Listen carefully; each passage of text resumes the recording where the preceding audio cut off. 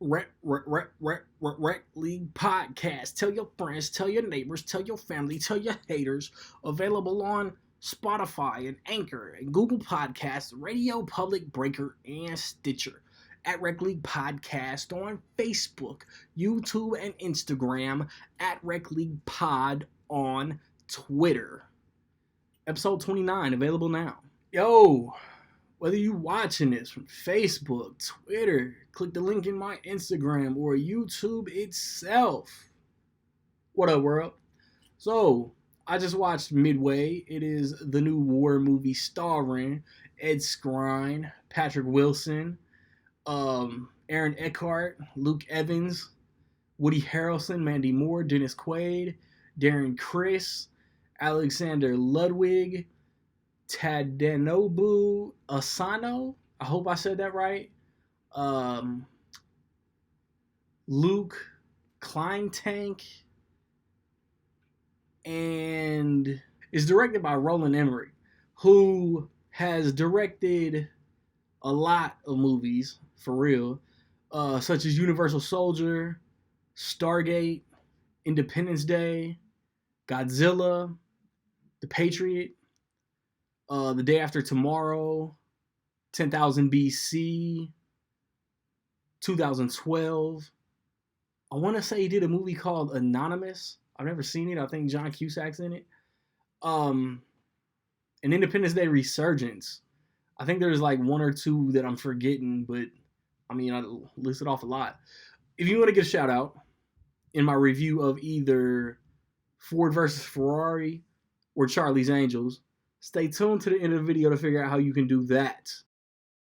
I don't know if this is a remake of like the late 60s, sometime in the 70s movie called Midway. It at best is a retelling. And it's about the Battle of Midway that was months after Pearl Harbor during World War II. You know, the soldiers that were involved, I mean, they say it's based on a true story. I don't know if every single event and name and rank and any of that is 1,000% accurate. I hope it is, because when you call a movie a true story based on true events, you know, inspired by, like, it's got to have some kind of authenticity. I'm a veteran in like almost 9 years of me doing this YouTubery. I'm sure my military service has come up here and there. And I won't say I felt obligated, but I was interested in this movie. And the cast is strong. I'm not an Ed Skrein fan, but everybody else, like Woody Harrelson, Dennis Quaid, Luke Evans, got some kind of something that I really love. And even Ed Skrein was in Deadpool. You know what I'm saying? Like that was my thing though.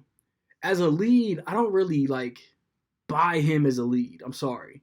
His Transporter movie is borderline horrible. It was my least favorite movie of 2015.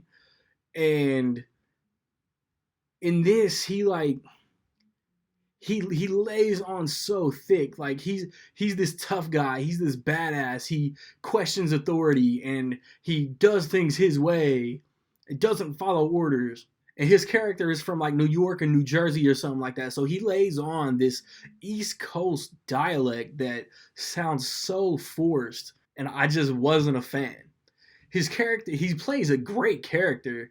He just didn't play him very well, in my opinion. And like he does something in the third act that I hope really happened, because that's one of the most badass things I've probably ever seen in any movie ever. And then you got Patrick Wilson, who kind of plays like the most important role in the movie. Woody Harrelson is high in the chain of command. Dennis Quaid is high, but not as high as Woody Harrelson. Mandy Moore plays Ed Skrein's wife, and like it gives you the perspective of the dependents and the spouses and the families who sit and worry. And I can't imagine worrying during a world war. Like, that's insane. It shows, like, it doesn't just show the field. It shows like every aspect, you know, in the war room, actually out in battle, and like that was cool. There's one part that literally shows like something going through the entire chain of command, which I thought was crazy too. honestly, it was kind of cool just seeing a Roland Emmerich movie that wasn't full of effects and CG and you know there are explosions. Of course, it's a war movie, but not like national monuments getting blown up, not big ugly lizards destroying buildings. You know what I'm saying? Um, and I just forgot. It just hit me that Dennis Quaid was also in The Day After Tomorrow. So like I didn't love it. There are some badass scenes. I thought the acting at the very beginning was a little rough, and it's okay as the movie progresses. Nobody's winning Oscars for this movie. I like it, and it doesn't hit the heights of like Saving Private Ryan, Fury, whatever your favorite war movie might be, Dunkirk. Um, so I mean, like it's watchable. I didn't dislike it. I'm watching the movie the whole time, saying it's good, but it could be better. Like that's what I gathered from this movie.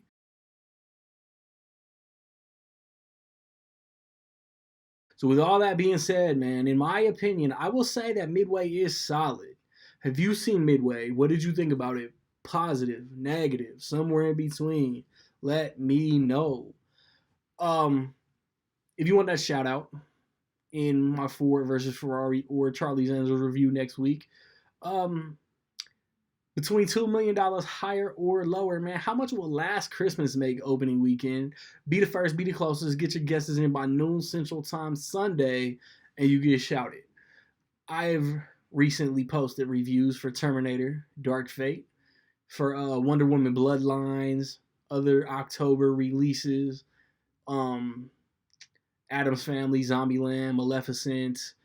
Yeah, that too. Like I was trying to go like all like cast of Midway behind me, and I ended up having to like grab some war movies out of there too.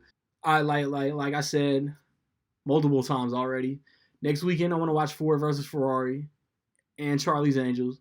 The weekend after that, I think Frozen, 21 Bridges, and A Beautiful Day in the Neighborhood come out. Stay tuned for those reviews.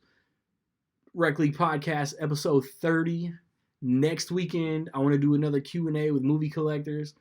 Um, So like, subscribe, comment. Find me where you find me, man. Don't know where to find me? Watch these credits. Peace.